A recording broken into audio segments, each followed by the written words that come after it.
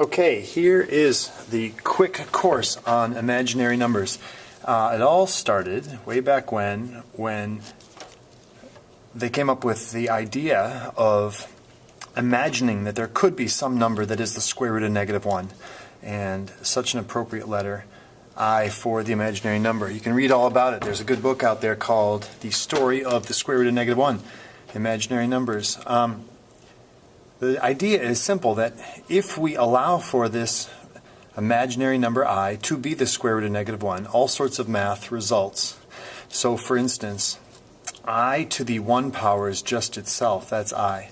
But what happens when we square I? Well, by definition, squaring the square root will give you the -1. So this is all sort of part of the definition of what I is. But then if you keep going, what is I times I times I? Well, that's equal to I to the 3rd. Well, that's just I times a -1. Well, multiplying by -1 just changed the sign, so that's -I. What is I to the 4th? Well, that's just 2 sets of I squareds, which is -1 times -1, so that's 1. So know this cycle, this 4-step dance that goes as I goes up by 1 exponent each time, because I to the 5th then, I to the 5th is just equal to I, and we're back to where we started.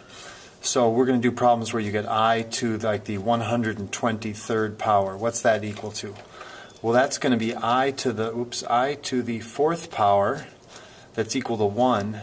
That would be I to the 4th power 30 times I to the 3rd power. If you think about our rules of exponents, that would be I to the 120th power, because you multiply those, and then add the 3. So this just equals 1, and this just equals then -I. So I to the 123rd simplifies to be that.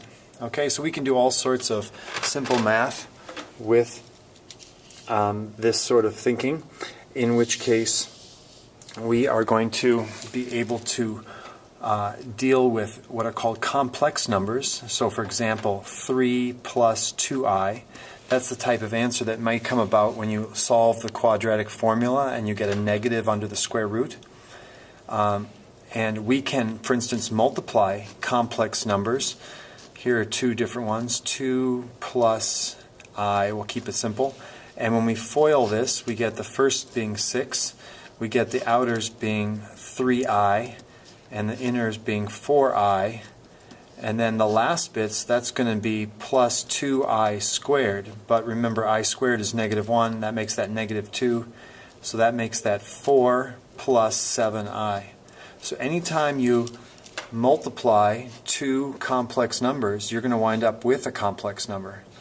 Now sometimes magic happens, like when you have 2 plus I times 2 minus I, and you do the FOILing, you're going to get 4 for the first 2 terms, but then when you do the rainbow check, they're going to be equal and opposite, plus and minus 2i.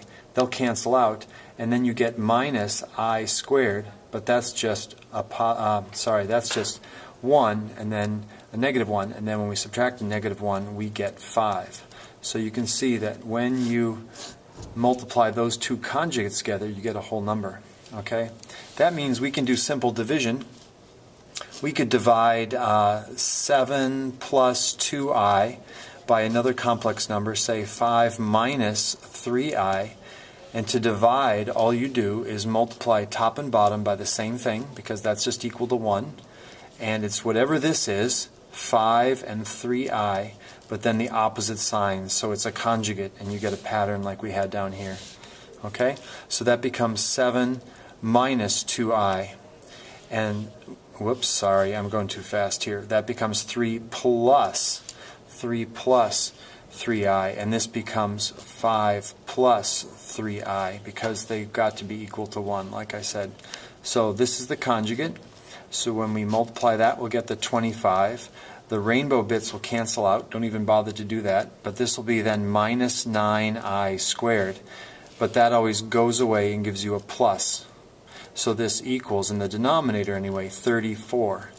We then FOIL the top parts and divide each term by 34, and we're good to go.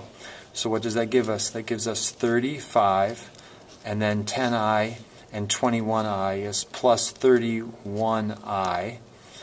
and then the final bit is 6i squared. That makes that minus 6.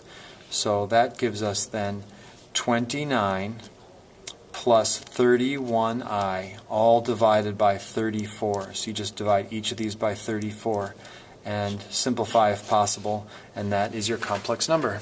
There we go. Adding, subtracting, multiplying, and dividing all works with imaginary numbers.